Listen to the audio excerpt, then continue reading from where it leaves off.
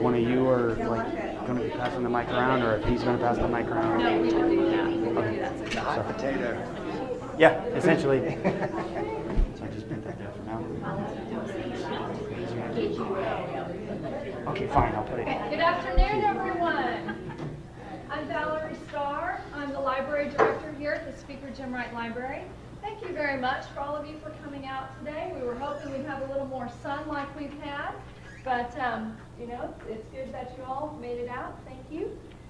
First off, I need to request that none of you use Wi-Fi. As we're doing recording here today, we want to make sure we have enough bandwidth, so if you would please turn off your phones, your tablets, your computers, any iDevices that would be accessing our Wi-Fi during this presentation today. I want to welcome you all here again. We're very pleased to have Dr. J. Brooks Flippen with us today to discuss his book about our library's namesake, Speaker Jim Wright. Dr. Flippen has a lifelong enthusiasm for history and politics. This is not surprising, as he grew up in Virginia, not too far outside the Beltway. He completed his PhD at the University of Maryland in political history. And in 1995, he came to Southeastern Oklahoma State University, where he serves as a professor of history. In addition to teaching, he has authored 4 books. One is about Nixon, another about Jimmy Carter, a third about American environmentalism, and of course his most recent one here about Speaker Jim Wright. And another feather in his cap, last year he was a Fulbright senior lecturer and was in China for the year. Dr. Flippen's book about Speaker Jim Wright, which was published early this year, it's copyright date 2018, it provides a very in-depth portrait of a politician who left his mark on both domestic and foreign policy. Speaker Jim Wright proudly represented his constituents when he was here as mayor of Weatherford early in his career, and then of course serving in the United States Congress. Looking back after 30 years, I think we now kind of realize he was part of what's become a vanishing breed, and that is the politician who did try to be bipartisan, did try to reach across the aisle before our politics have become so divisive today. I'd like to say Dr. Flippen's book is well researched. He did numerous interviews with former Speaker Jim Wright. The book's written in a very engaging style and well researched. So I'm very proud today to introduce Dr. Flippen. Thank you, Valerie. Can everybody hear me? Mm-hmm. If I get going too fast or if I begin to mumble, just let me know. But it's an honor to be here to talk about James Claude Wright, Jr., who was the 56th Speaker of the United States House of Representatives, and I might add, a very proud graduate of Weatherford College. I first became aware of Speaker Wright when I was in graduate school at the University of Maryland, which is just inside the infamous Washington, D.C. Beltway. Wright seemed to dominate so much of the news in the mid-1980s as he led the Democratic opposition to the Reagan administration, and he cast a shadow almost as large as the Republican Gipper. At the time, I didn't know of his more than 3-decade congressional career and the fact that his legacy was so much more than the battle of political titans on TV every night. Make sure these are in correct order here. When I thought of Jim Wright, his copious eyebrows were what came to mind, which were the grist for a political cartoonist everywhere, and his rather mischievous smile, which always seemed to suggest that he had something else up his sleeve. If I felt particularly adventuresome, I might turn on AM radio and hear him shredded by the new conservative medium of talk radio. And that always just seemed to me, so this student of political history, so incredibly and unprecedentedly vicious. The attacks were so frequent, I was not completely surprised when I heard that Speaker Wright was under investigation for financial misdeeds. Washington having become so accusatory, that the politics so Machiavellian and partisan. Wright's 1989 resignation, the first ever for a U.S. Speaker of the House, was indeed historic, but it just seemed to me to be part of the times. Nevertheless, I, like many, found myself swayed by his eloquent resignation speech, a speech that bemoaned the demise of bipartisan consensus politics and its replacement with the politics of personal destruction and scandal. I didn't know if Speaker Wright was right or wrong, just as I didn't know the long road that had brought him to the podium that day. I just knew that Washington had, just as Wright claimed, seemed to have changed, and not for the good. All right, so flash forward a quarter of a century. I'm no longer the ambitious young graduate student, but a weathered old tenured history professor in Dallas.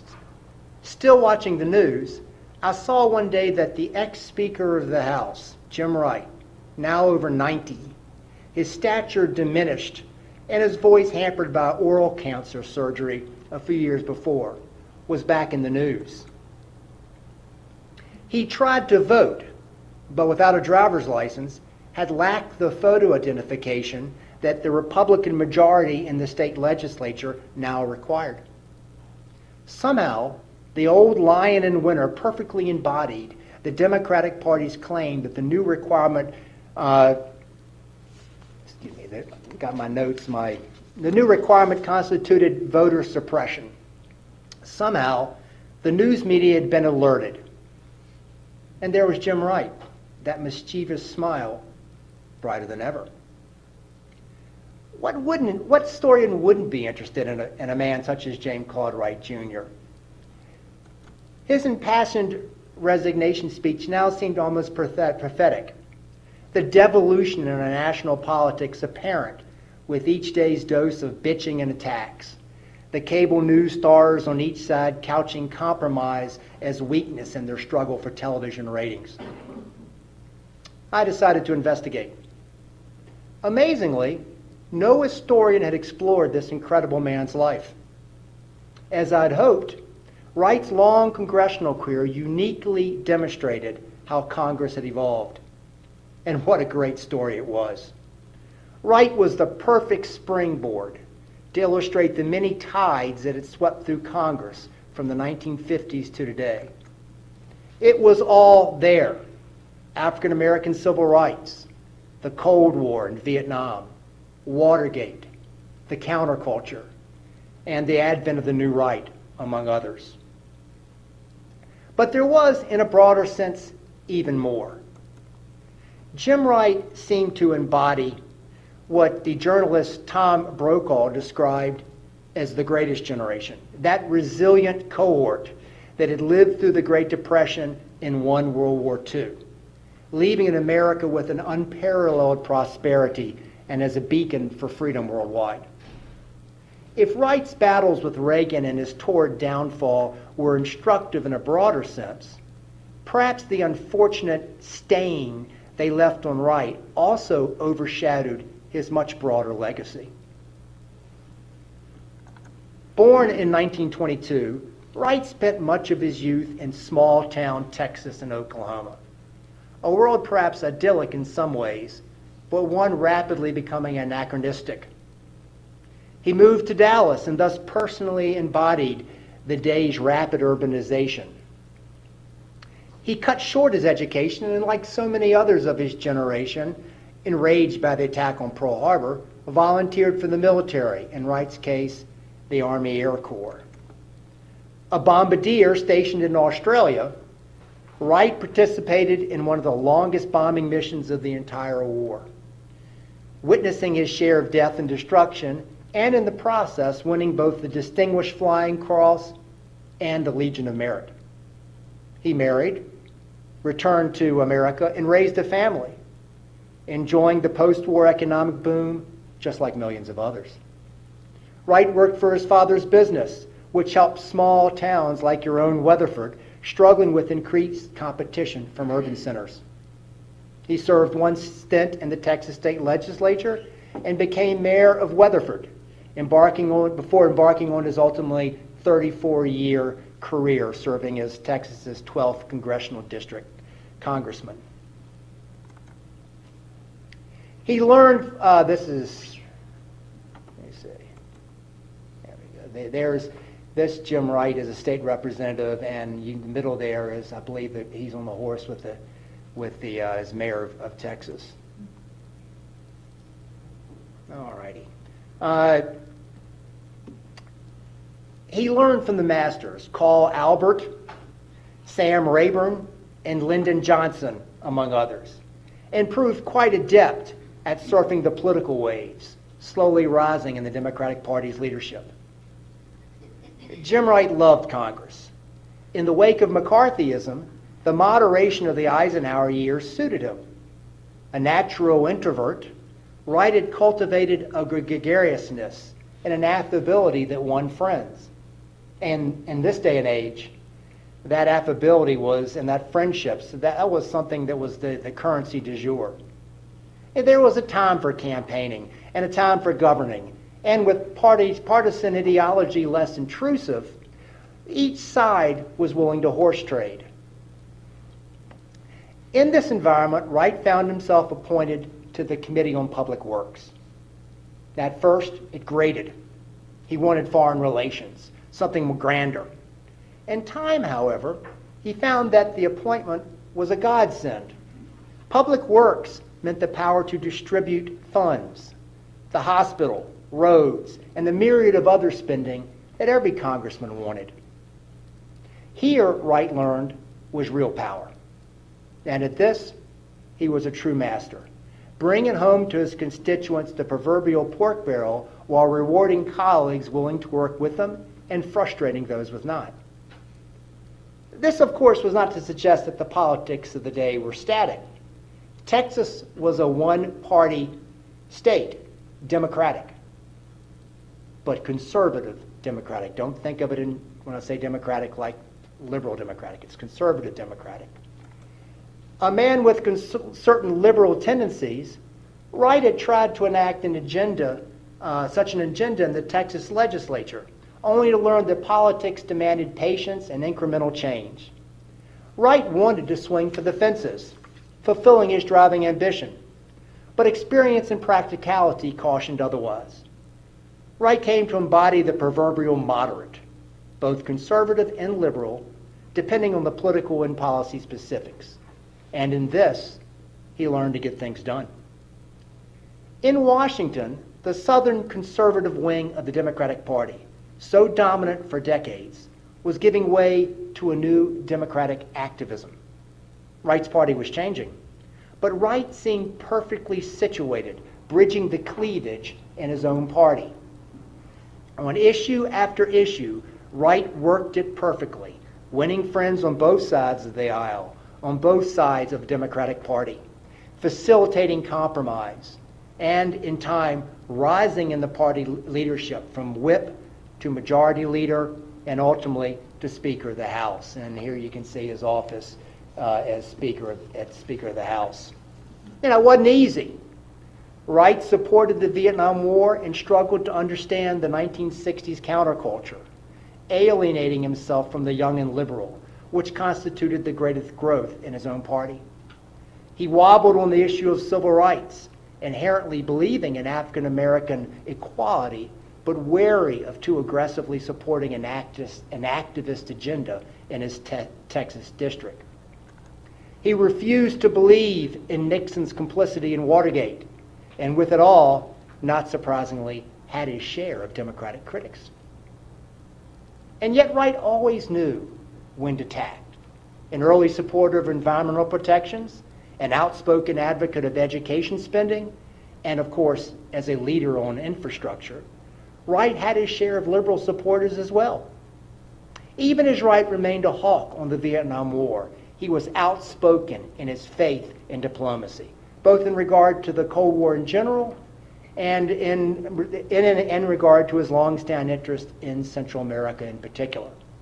Indeed, as the Democratic Party moved leftward, Wright seemed to follow, always knowing where to stand, always knowing how to get things done. But of course, this adaptation could never end. Watergate spawned a new breed of Democrat, young, more northern, more minority, more ambitious, and perhaps most significantly, more impatient. Wright had spent years following the congressional rules, slowly gaining the power of seniority. Now, ironically, he found himself facing a caucus that had little respect for any of it.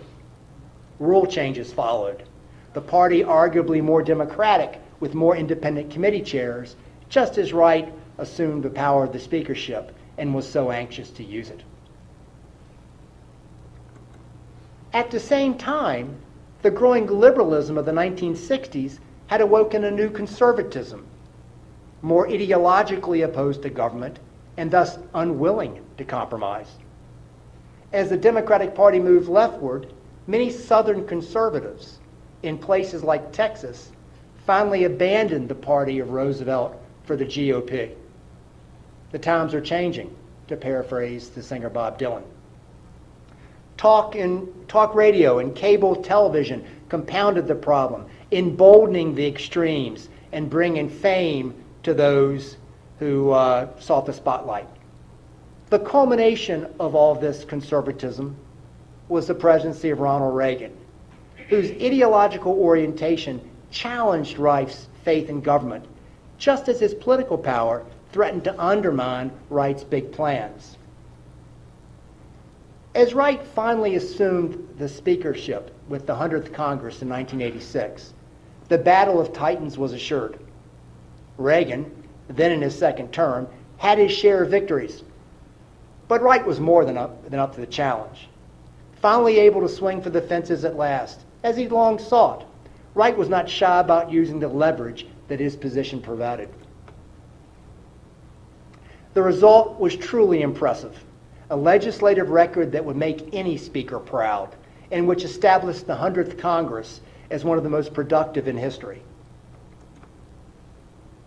In foreign policy, Wright ended up confronting Reagan directly on the White House's Cold War policies in Central America. It was brazen and public, and even as Wright appeared to blur the lines of executive and legislative prerogative in foreign affairs, it was, in the end, largely successful. Reagan was furious, and, as it turned out, Wright was vulnerable. Many Democrats had chafed at Wright's strong-armed leadership, while Republicans fumed not only over his achievements, but Wright's mastery of parliamentary rules, which Wright, his ambition stifled for years, was hardly shy about stretching.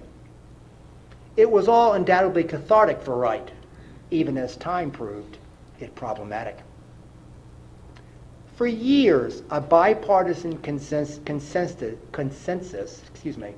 had existed that members' personal lives, barring some major transgressions, should remain outside the routine daily political tussle. Congressional rules were vague and lax, and congressmen on both sides of the aisle had interpreted them liberally. It was part of the club-like collegiality that had characterized Congress for some time. Wright had been no exception. When, however, Wright proved such a thorn in the side of Reagan, the new breed of conservatives, led by Congressman Newt Gingrich, saw opportunity in the emerging media culture. Charges of corruption, Gingrich knew, could neutralize an opponent that had proved so effective. It little mattered if the actions were technically legal or trivial, or if they were common on both sides of the aisle. The accusations alone could do the trick. And, in the case of Speaker Wright, they did. Accusations led to investigations, which led to new accusations, which all painted a picture of corruption, just as Gingrich knew it would. After refuting charge after charge, Wright struggled to defend himself against the numerous claims that he'd broken so many rules. And he finally struggled with claims that he had exceeded congressional limits on book royalties for one of his books, and had arranged with a friend with interest before Congress to employ his wife.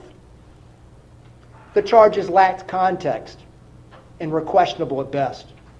And Wright was denied the opportunity to adequately defend himself. But as Gingrich knew, it little mattered. Wright was damaged goods.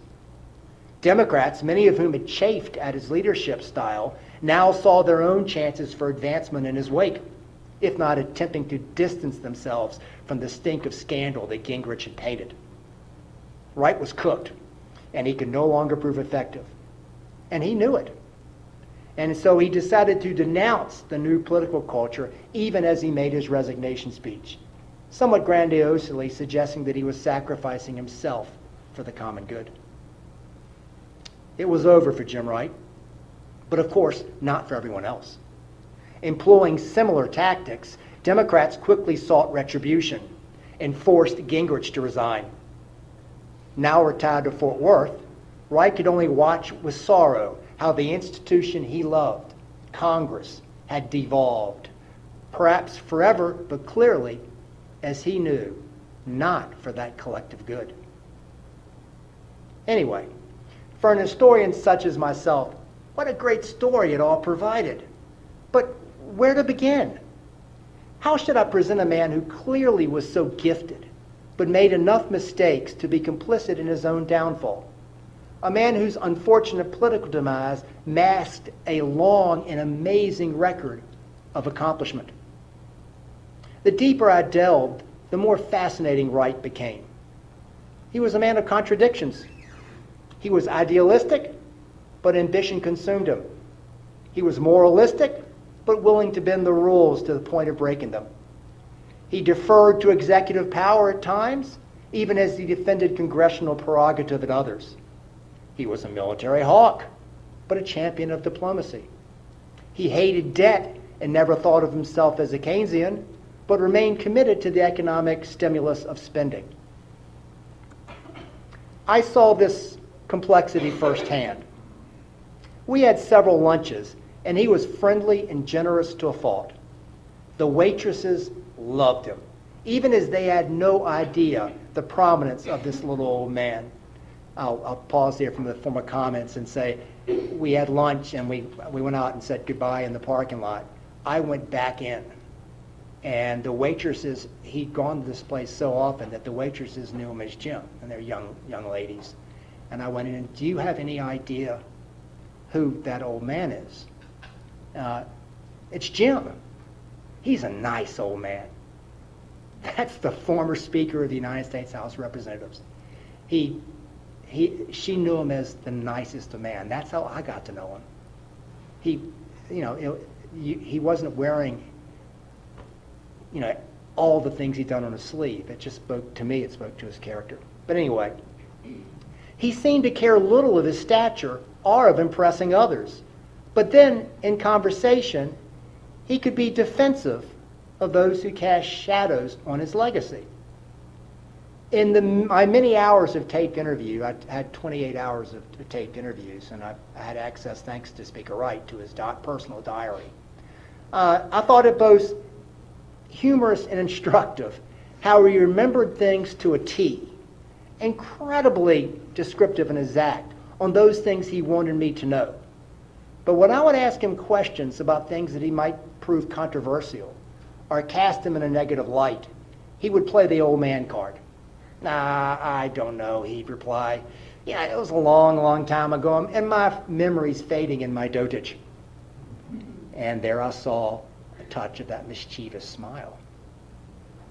There's so much more, and I could go on, but to save you this agony, however, perhaps it's best for me to leave you with two thoughts. First, it's important to understand how Jim Wright, who always thought of Weatherford as his home, left his fingerprints on almost every aspect of modern American history.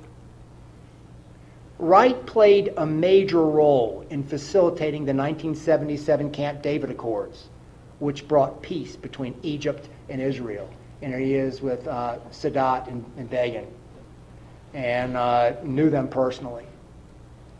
Much to Reagan's chagrin, perhaps, but it was Wright's Central American diplomacy that brought a modicum of peace to Nicaragua and El Salvador.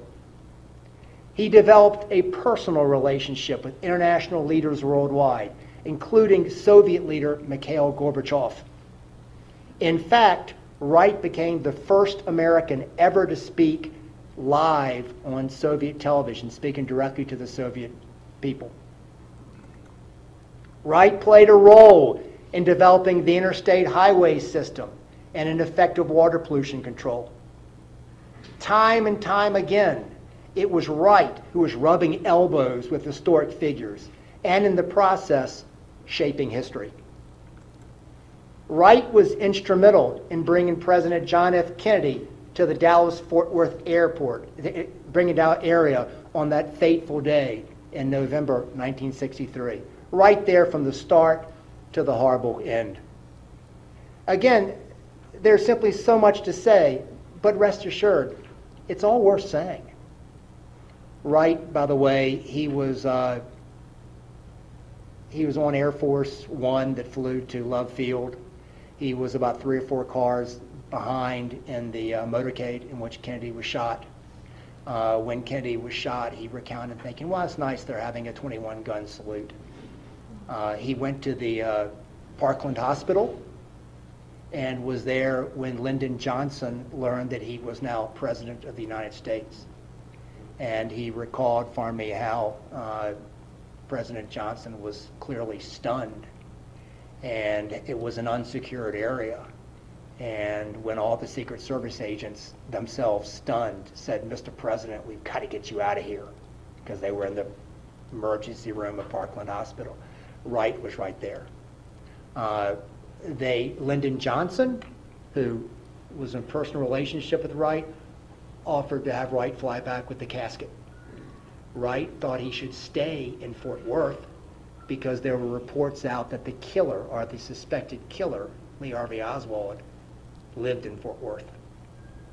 And so, you know, I can go on, and like I said, I'm going to spare you that agony, but there's all these things in modern American history. Wright's right there. And he was part of the reason that Kennedy had come to the Dallas-Fort Worth area. Anyway, secondly, I want to leave you with a sense of how much Wright cared about Weatherford and his time at Weatherford College. It was Weatherford, he recalled, where he honed his famous oratorical skills. There he is, speaking at Weatherford College. It was at Weatherford where he honed his famous oratorical skills and developed the confidence that might have eluded him at a larger institution. With his parents' longtime home just off the city square, Wright met his first wife, Mab, at Weatherford College. And one of his history professors, Craig Raup, became one of his most trusted political aides. Wright told me personally how much it all meant to him. And indeed, he crafted an entire booklet on his days in Weatherford. He may have lived longer in Washington or Fort Worth, but it was Weatherford that gave him a sense of community and support. It was Weatherford that he thought of as his true home. And the city reciprocated, early on giving Wright an Outstanding Citizenship Award, and still later declaring August 5th Jim Wright Day. It, of course, had reason to do so. The impact was mutual. As mayor, Wright defended the small town against its larger neighbor, Fort Worth, fighting for equality in such things as dairy production and telephone rates. New roads, new public utilities, a renovated courthouse, and even a new water reservoir followed. In a broader sense, Wright facilitated the growth of the Dallas-Fort Worth International Airport, which impacts Weatherford and the entire so-called Metroplex to this day. His famous Wright Amendment may have restricted flights from Dallas's Love Field, but even in the end, even Dallasites could not complain about the regional boom it unleashed. Given it all, it was not surprising that when James Claude Wright Jr.'s long road ended on May 6, 2015, it was Weatherford where he wanted to return. Far from the world stage, the magnificent halls of Congress where he'd had such a profound impact, Wright lies at peace in the historic Greenwood Cemetery. Wright's legacy should live on, not defined by scandal, but by his decades of accomplishments. Wright was proud of his legacy and of his roots in Weatherford. Perhaps you should be too. Thank you.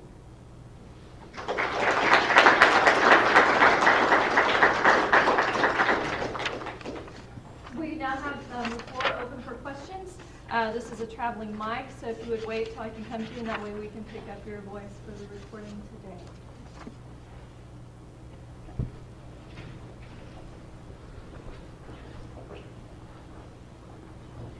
Yeah.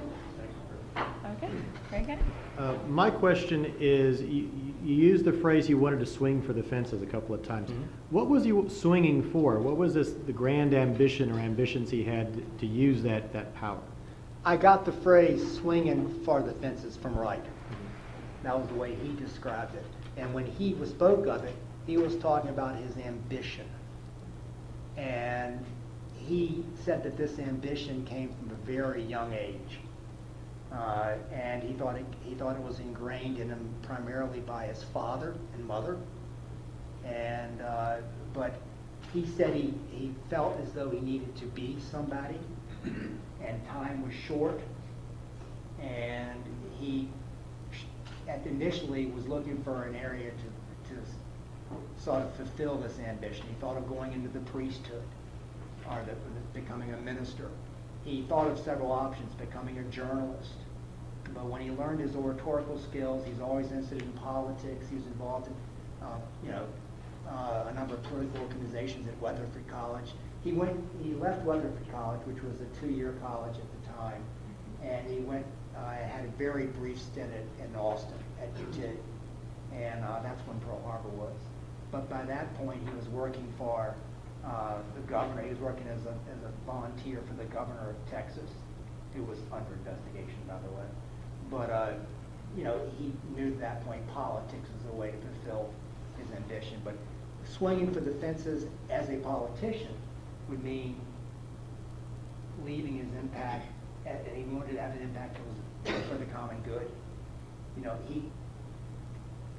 He spoke a lot of how Washington had lost touch with the common man. Now, you hear that a lot in Washington. It's common political speak.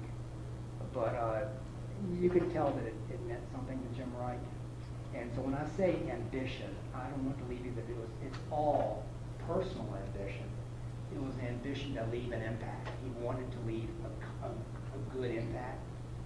I'm not denying that there was personal ambition involved, but he wanted to have he had an ambition to get things done and to have an impact.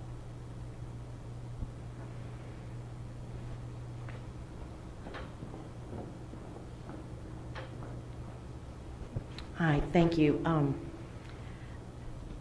This is kind of hard for me. Jim Wright was like a second dad. We were next door neighbors. I was on his staff for 5 years. I remember when I was 6 years old when his mother died in that tragic car wreck in Weatherford. And a telegram came, and his daughter Ginger, who was wanting to be here today, and she sent me a note this morning. She couldn't make it from Austin and sent her regards. But anyway, I said, Uncle Jim, are you going to be president someday? And he said, no, I want to be Speaker of the House. And I never forgot that. But what I want to say to you, I read some of your excerpts on the internet, and I love what you talk about his ancestry, things I'd never even heard of, and I think it was good. But it really saddens me, Dr. Flippen, the title of your book. He was such a good man, and I think today authors want to sell books, and you had to put that word scandal in there, and to be honest, I didn't even want to read your book. And I came here with an open mind, and I appreciate, and I see a different thing, but I wish that you had not done that, because I think you could have sold your book without that. But it really, really, in my heart of hearts, he's like a dad, and I know how good he was. I wear a Rolex. He would never do that. He wore his little Timex. He was such an honorable, kind man. And did you tell him what the book was going to be called, Scandal? I didn't choose that title. Well, your publisher. The publisher chooses. Well, and I think it's really University of sad. Texas Press published it. Well, Where that title comes from, however, is the fact that whether we like it or not, and I think it's undeserved, part of his legacy is defined by scandal. It was my intent to refute that negative legacy by showing that there's so much more there. And I wanted to use Jim Wright's life to illustrate, as a platform, to illustrate how Washington had become. You have McCarthyism in the 1950s, and then you have this period of the Eisenhower years after McCarthy, late Eisenhower years, when maybe as a reaction to McCarthyism, but Washington, the scandal, the politics of scandal, it was a collegial bipartisan era. And perfect for Jim Wright. And so Jim Wright, his career embodied the changes in Washington. And he was a master at, the differences in his party, the changing political culture. That political culture at the end overcame him. And he had done nothing that everybody else in Congress had done. As a matter of fact, one of the charges that he had struggled refuting was on the royalties from his book. Right. I have about 200. I should have brought them today. They were like $5 little paperbacks. And it was Phil Duncan, his staff member, who got involved with the Malik. But Jim would never talk bad about anybody. There were over 20 congressmen at the time who had larger royalties from books, including many. And Newt Gingrich. Who voted, one was on the ethics committee that voted to bring him down. He was actually voting to bring Jim Wright down when he had a record that was worse on the very thing he was voting. But what we're saying is the scandal is a scandal in Washington. It overcame Wright. He was part of this 1950s, 60s political culture, this collegial nature of Congress. Then the new Wright came in, the new media culture. Gingrich they came in with C-SPAN, for example. And C-SPAN would film constantly. And Gingrich realized that you could stand in front of Congress and all the American people, anyone on cable television could see it, but they'd only see the speaker. And so he'd get up there after everybody'd left and attack Speaker Wright. And he did it to other people. He'd say, if you disagree with me, why don't you speak up? Deny it.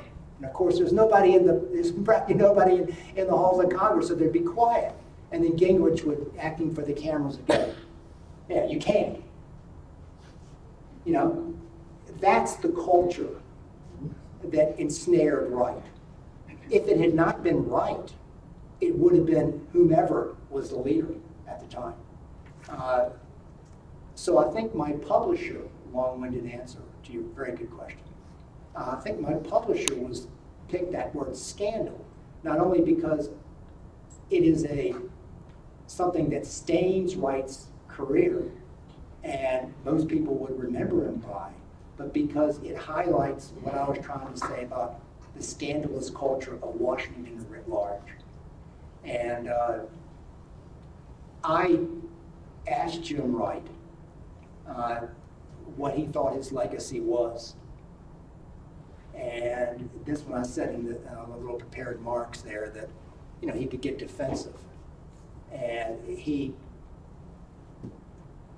acknowledged that when people think of Jim Wright, what's going to be on his obituary, political obituary, was first speaker in the history of the United States House of Representatives to resign in a scandal. And my point was to show that this is an unfair legacy, and also to illustrate why it's an unfair legacy. I asked him if he made mistakes, and too many to mention. I asked him if he was complicit in his downfall. His response was absolutely. But that was Jim Wright. He was a nice guy, but you can't. He was the first speaker to resign in a scandal. And it was historic, and that is part of his legacy. And unfortunately, that's what many people are going to know him for, and they don't know the whole story. And it was my intent to delve into that whole story, to put it all into context.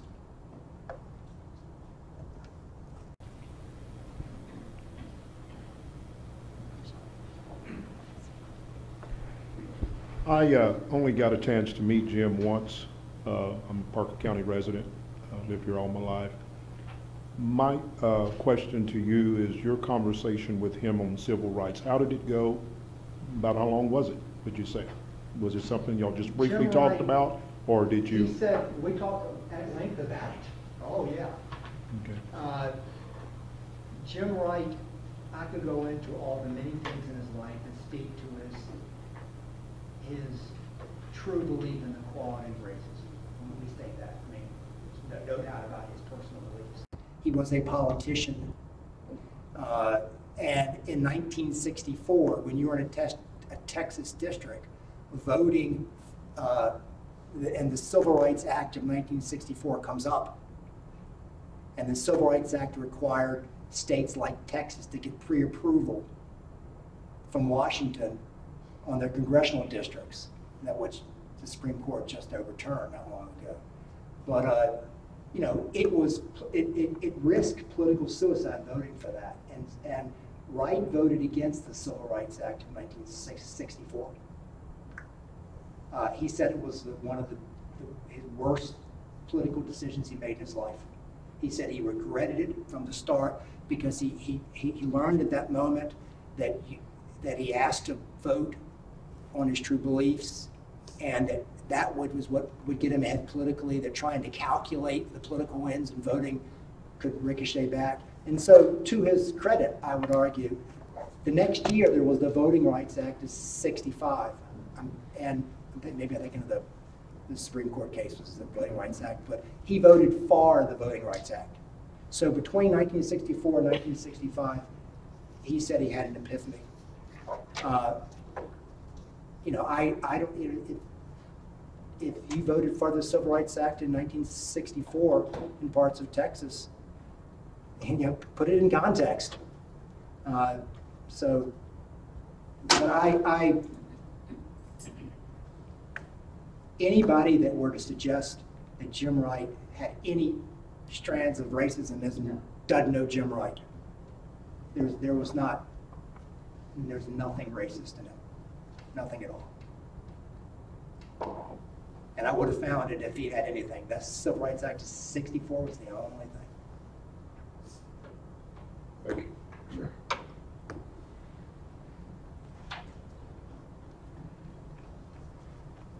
This is a statement rather than a question.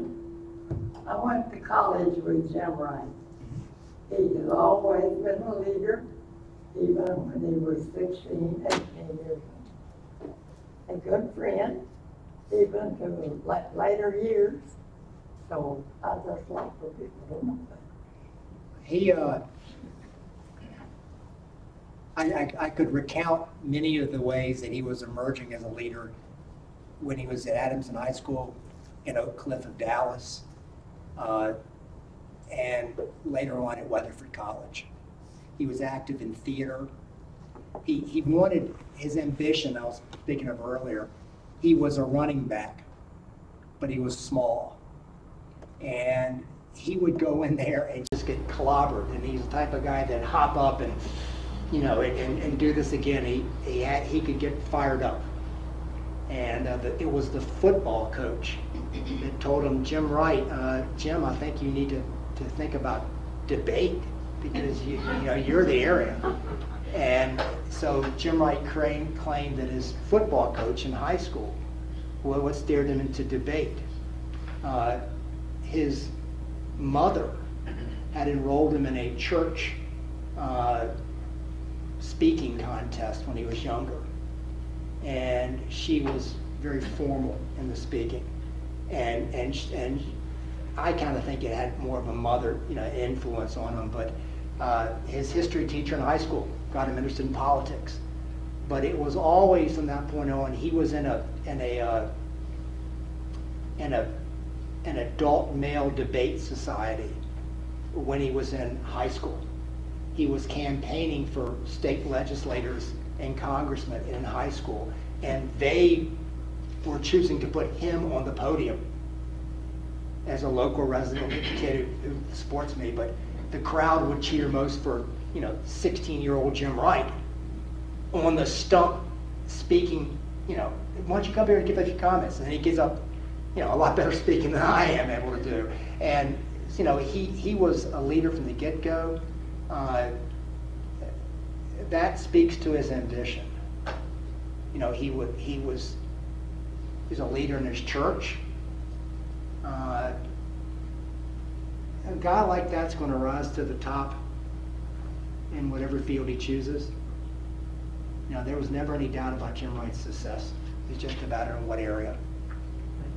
But I hope if you get a chance to read the book, I hope I get it right from your memory.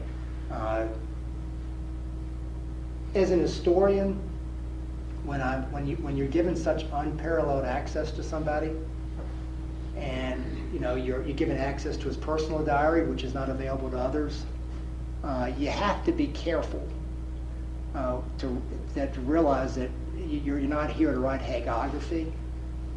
I'm here to get as close to the truth and make a story as I can. And are there errors? Yes, many. And I'm sure future historians will correct me, as is the nature of history. But I hope that I get your recollections of his youth accurate.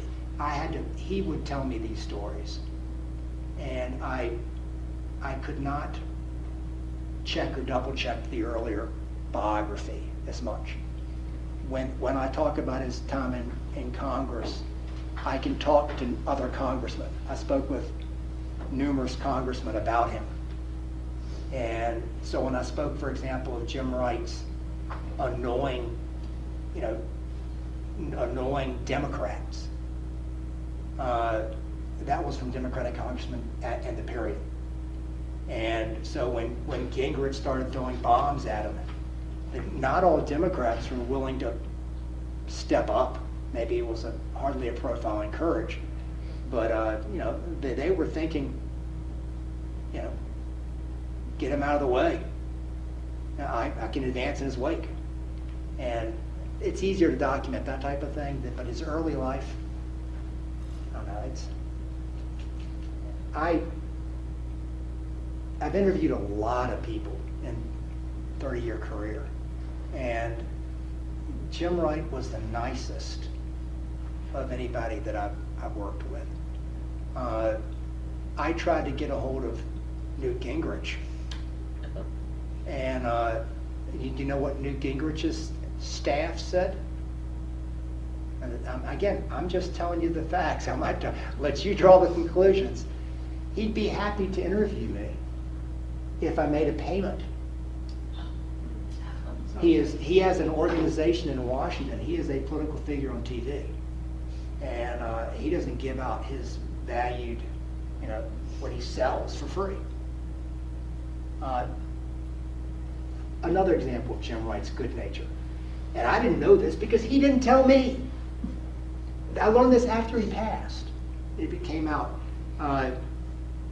He had written Newt Gingrich after resigning, and said basically, let him off the hook. Said, I forgive you. I don't hold it against you. I understand the ambition. I suffer from that too. I wish you the best. This is a man who left him with the word scandal on his legacy. And Wright is forgiving him and saying, I understand why you did it. And you would think, okay, he would tell that to his biographer, proving that he's a nice guy, right? He'd already done that when I spoke with him. Didn't tell me. I wish I had that in the book. He did that privately. That came out to the National Archives, but I didn't know it was there. And he was just the nicest guy. So You know, you can see the character of somebody, and I had 8 or 9 long taped interviews with him and had 3 or 4 lunches with him.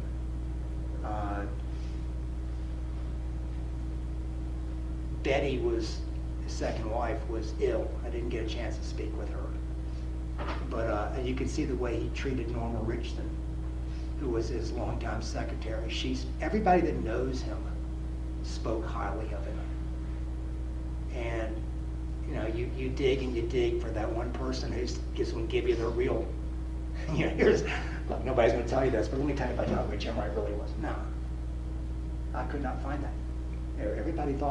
Everybody from that waitress, little old Jim, who didn't know who he was, you know, just a really nice guy. So I hope that I have done credit to his legacy, which did have its flaws. And I hope that it speaks, this word scandal, speaks more to the nature of Washington in which Wright found himself than to Wright himself. Wright's crime, if you want to term that, was not adapting fast enough to the emerging political culture of Washington. It was not in the actions that actually brought him down. They were commonplace. And I might add, not illegal. Not illegal. We're talking about congressional rules. Nothing illegal here. Jim Wright, over his career, was accused of being complicit in murder. In the 1940s, he was accused of violating IRS.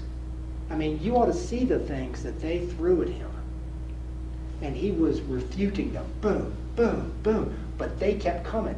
Newt Gingrich, I was telling Valerie before, Newt Gingrich had somebody on his staff paid who was flown to Fort Worth that camped outside his house, that was digging through his trash, researching his family background, trying to find something that they could use against him. And when Jim Wright and Betty were going to dinner, this guy was on a motorcycle and was struggling, weaving through traffic, trying to keep up. Jim Wright pulled over. Now this is what Jim Wright told me, so I couldn't. Jim Wright pulled over and said, "Look, you're going to get yourself killed. We're going to this restaurant for dinner. You know, we'll meet you there. You know, or you can sit and you can observe us there." But he was worried about this Gingrich staffer who was on this motorcycle on a rainy night trying to keep up to their car as they were going out to dinner. You know, that's what he told me anyway. And knowing Jim Wright to the extent that I know him, I have no reason to disbelieve that story.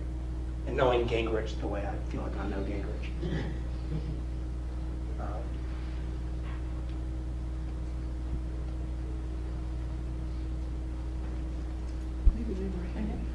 Good question.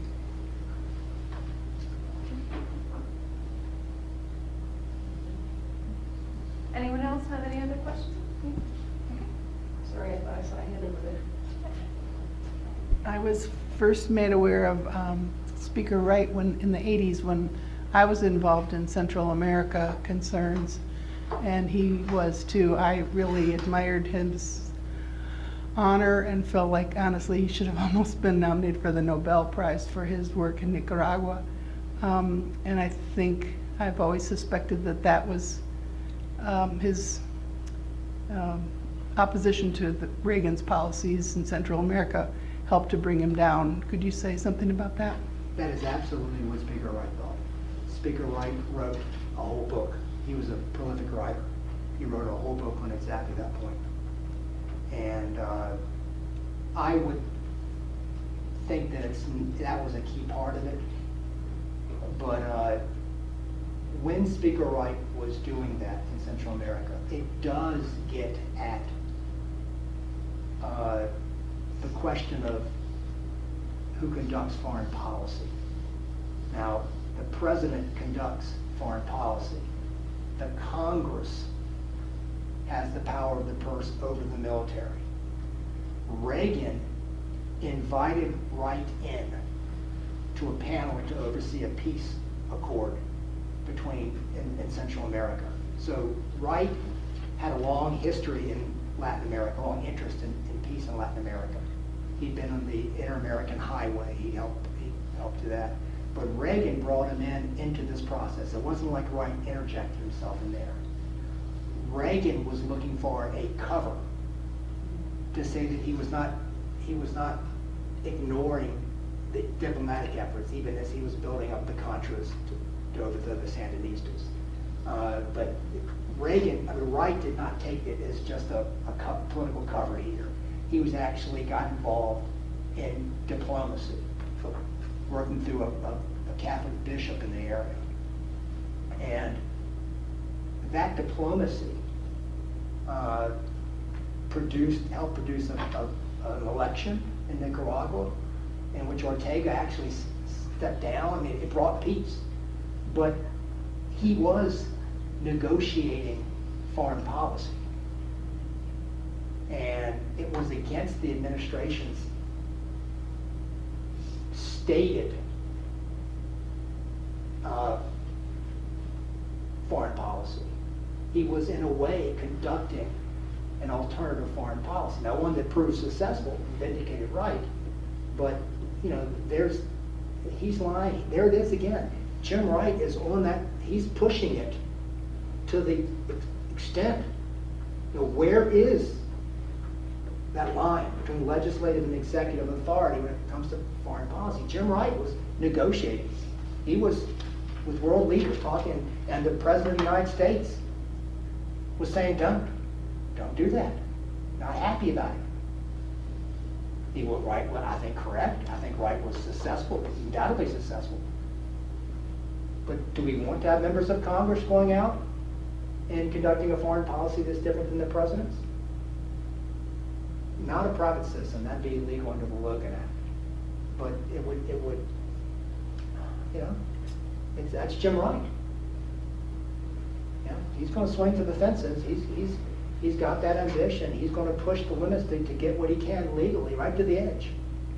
And he acknowledged all of that when I asked him. He said, I didn't break any laws. No, he didn't. No, he didn't. I bet you that'd be a good court case.